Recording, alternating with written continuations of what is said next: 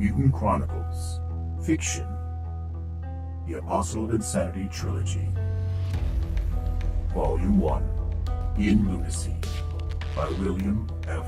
Wu.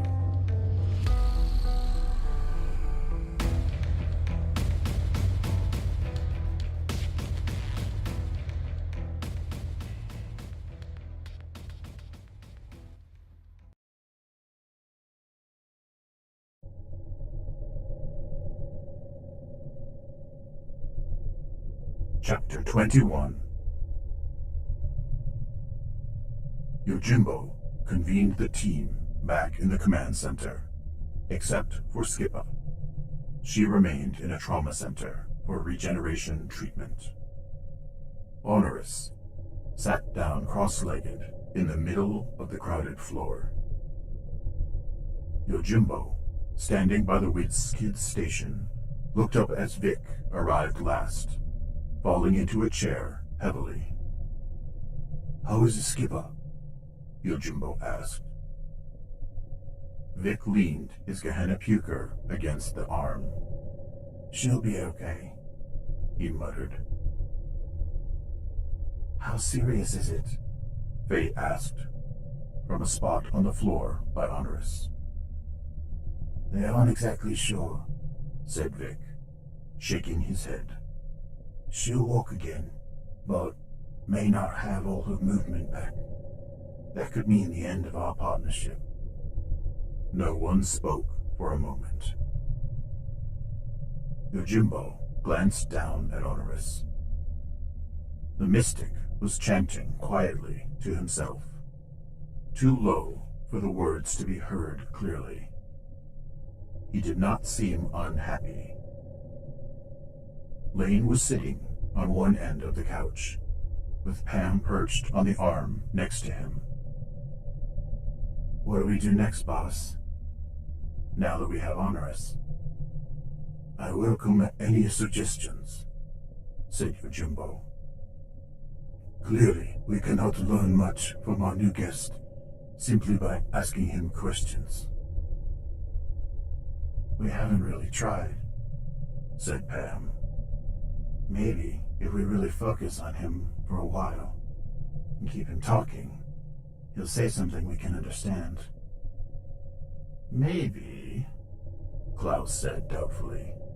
He remained standing over Honorius, glowering down at him suspiciously. "I wouldn't spend a lot of time on it."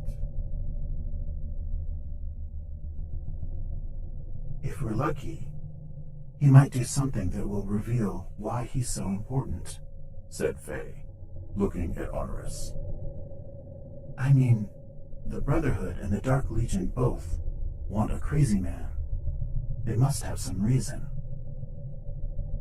"We can try asking him questions a little later," said Yojimbo. "Right now, we have to decide how to proceed. For instance, we can use Honorius as a leverage to communicate with the Brotherhood." "Bad move, I say, Yojimbo." Vic frowned. "I don't want anything to do with them. You just can't trust them. They justify anything they want in the name of purity as they see it." "What do you have in mind?" Lane asked Yojimbo. "Communicate with the Brotherhood for what exactly? Help fighting the Dark Legion?" "Not precisely," said Yojimbo. "My employer emphasizes the need for secrecy. We cannot make a public issue of the Dark Legion presence here, but the Brotherhood might tell us why Honorius is so special. That could help us, in turn, track down the Nepharites." "Forget it," Klaus growled. "The Brotherhood won't tell us anything worth hearing. We're on the outside. They consider us impure. Even if they tell us something about him, we can't rely on it." "I'm afraid that's right," said Faye, looking up at Yojimbo from the floor. Yeah, me too, said Vic. Let's just keep the Brotherhood out of it. All right. Yojimbo was persuaded that this was a dead end. We still need a plan of action. What else do we have to work with? The Dark Legion is still here, said Pam. We know the Nepharite was not in the convoy, since the only enemy who escaped was a human male. Obviously a heretic, said Faye. But what kind of information does that give us? We already knew heretics were here. No, we didn't get them all, said Pam. We can rely on the Nepharite getting a full report. That's something, anyway. From what you heard, did Nepharites have any predictable tendencies? Yojimbo looked around to the entire group. For instance, how many of his subordinates would he send in a convoy, and how many would he keep with him as a protection? We have no idea of his total strength. I don't think we can infer anything like that, said Vic. The Nepharite does what he wants. That's what I've always heard, Pam said slowly. But I also heard that the Dark Legion attacks in suicidal waves. Lane and I noticed that the Necromutants did that. The Heretics who escaped certainly didn't. So, you believe that something is different here? Yojimbo asked. What do you think? I've been mulling it over, said Lane. Either the rumors we've heard are wrong, or maybe this Nepharite is taking some unusual precautions. I don't think the rumors are wrong, said Vic. I've heard the same thing about suicidal waves. I saw it for myself on the front line. Then the question is, why our local enemy is different? Asked Yojimbo. I'd say the heretic who fled is following a different set of orders, said Faye. But why? Vic insisted. There's something suspicious about this. Maybe the answer is the most obvious one, said Lane. The Nepharite doesn't have a very large cell here, and ordered his followers to escape if possible, especially once we had won the firefight. To preserve their numbers, Yojimbo hesitated. It is plausible. We can't go too far with that either, said Vic. We can't possibly know how many followers the Nepharite considers too few, or enough, or too many. That's right, said Klaus. He may not feel he has enough, but that could still mean that 20, 50, even 100 or more are still with him. I wouldn't go that far, said Pam. Think of it in practical terms. I can't see 100 Necromutants sneaking into Luna without leaving behind more destruction, sightings, rumors. They're too big and aggressive. I'll go along with that, said Vic. Maybe 15 or 20 Necromutants at the outset. Then that's probably pushing it. We killed 2, said Pam. 15 or 20? Lane repeated. That's a lot for Team Yojimbo, as we're presently constituted. Exactly, said Klaus. Well, I spoke too soon, Vic added slowly. As I think about it, I'd say the Nepharite has even fewer Necromutants. Consider their situation here. Wherever they're hiding, they're confined, probably together. What about it? Faye asked. As Pam said, they're big, aggressive, and they're used to action, meaning violence. I get it, said Lane, grinning. You're saying they wouldn't handle claustrophobia well. Not well at all. Keep 10 of them together in one small place for a week, and I think they'd kill each other. We don't know that. They're hiding in one spot, said Klaus. They could be scattered all over Luna. What about that? Yojimbo asked, looking at Vic. Does that match your knowledge of the Dark Legion? No, Vic said slowly. It doesn't. Now, I can't say it's impossible, but we're dealing in likelihoods, not absolutes. I think a Nepharite, hiding in enemy territory, would keep his forces together. Why do you think so? Are you sure enough for us to gamble on it? Vic paused. I guess I don't really know what they do. They just seem to work that way. You know them better than any of us, said Pam. I'd like to hear your thoughts. All right. Well, for instance, in battle, they don't have great military discipline. They charge in a mob. I can't see Nepharites working up elaborate spy systems of cells with Necromutants. Spying is what Heretics are for. Necromutants provide raw power and calm, cool, unthinking courage in battle. Yeah, I think I'd rely on this, at least until we learn something different. Fair enough, said Pam. For what it's worth, I agree. And if they're together without destroying each other, in a big commotion, their number is probably fairly small. How small? Klaus demanded. Under 10, originally, I would guess. -2 now. Maximum of 8, then?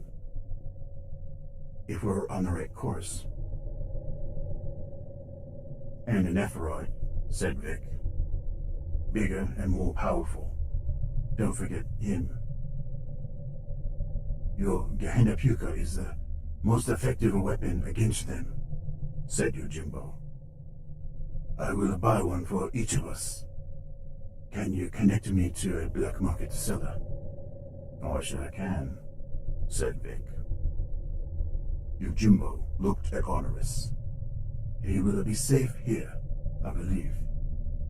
But we cannot leave him alone.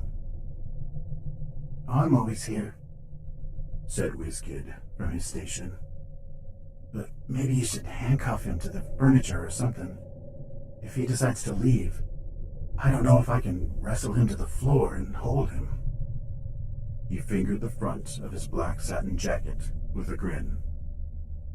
And I don't want to mess up the material. Lane glanced down at the mystic. He's not in any hurry that I can see. No, he isn't. Pam leaned towards Honorius, who was still chanting. Can anyone understand him? I can barely hear him, said Klaus. You're the closest to him, Pam said to Faye. Can you tell what he's saying? Sometimes I can catch phrases, said Faye.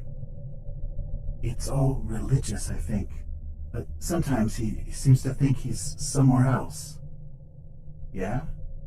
Lane moved off the couch and sat on the floor in front of Honorius. Honorius, can you understand me? Lane looked right into the mystic's eyes. Pillar of salt, muttered Honorius. Look forward, friends, not back. Have you mastered the mystic's art? Lane asked. Can you see the future? Blessed are the meek, said Honorius. But they have none left. They've left the earth. I don't think he understands us, said Faye. Whatever the Nepharite wants him for, I doubt he can actually provide it. If he can see the future, maybe he's in it all the time. Could be, said Lane with a shrug. It's been a long day, said Faye. Yojimbo, suppose we break for the night? Yes, said Klaus. I want some dinner. Agreed, said Yojimbo. I will cut off Honorius, and keep him here with the whiz kid. You can watch him very easily. From what I can see, Honorius will not even notice. Vic, will you go out for those incinerators? Right. Team Yojimbo, we'll meet here in the morning, said Yojimbo.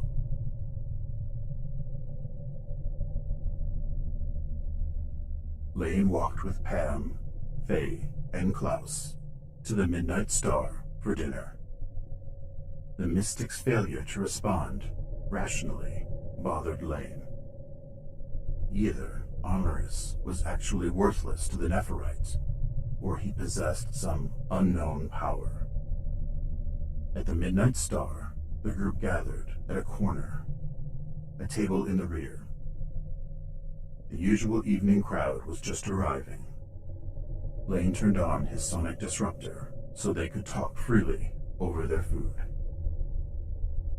I want to ask you two something, Pam said to Faye and Klaus. How do you feel about our progress so far? What progress? Klaus snickered. Oh, I know we killed a couple of Necromutants and Heretics, but I don't see how snatching a crazy mystic has helped us any. Faye looked up from a dish of lasagna. What's on your mind exactly? Pam glanced at Lane. He nodded, sure of what she wanted to say. Then he tasted his veal. Lane and I wanted to get out on our own today, so we could use our own judgment, said Pam. We feel that Yojimbo is maintaining too tight a rein. Klaus shrugged. He let us alone to harry the rear of the enemy, said Faye. He trusted our judgment. And we did the job, Klaus added. I think he trusts all of us, said Lane. But he has the rigid Mishima training. That's right, said Pam. He's used to highly organized systems. But what I'm really asking is, are you comfortable with this? Sure, Klaus shrugged again. It's not that different from Bauhaus. But I agree, we haven't made much real progress, said Faye. I'm open to suggestions. Do you two have some specific thing you'd like to do? We don't have a plan yet exactly, said Pam. But how would you feel about loosening the reins a little? You mean separate more and act on our own? Faye asked. We still need new leads. That's it exactly, said Pam. But I think we need to present this to Yojimbo as a group. Count me in, said Faye. Klaus, what do you think? I don't care either way, said Klaus. But as your partner, I'll back you. I knew you would. But as soon as we're finished eating, I want to head home, Klaus added.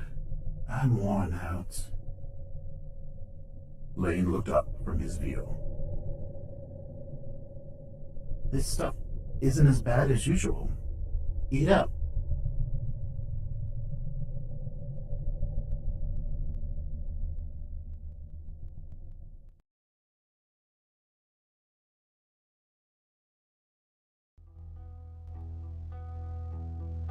Mutant Chronicles.